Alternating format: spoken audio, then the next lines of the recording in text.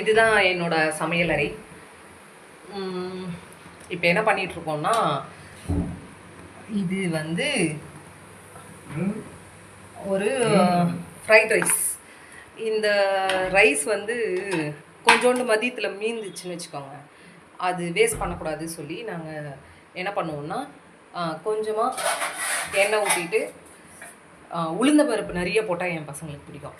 அதனால் உளுந்தம்பருப்பு நிறைய போட்டு பச்சை மிளகாய், அப்புறம் காஞ்ச மிளகாய், ஏதாவது ரெண்டுத்தில் ஏதாவது ஒரு மிளகாய், அப்புறம் கருவேப்பிலை, இதெல்லாம் போட்டு ஜஸ்ட்டு சால்ட்டு இதெல்லாம் போட்டு சுட சுட சாப்பிட்டா அந்த சாதம் காலி ஆகிடும். எங்கள் வீட்டில் சாதம் கொஞ்சம் மீந்ததுன்னா அதை வேஸ்ட் பண்ணாமல் இந்த மாதிரி சாப்பிடுவோம்.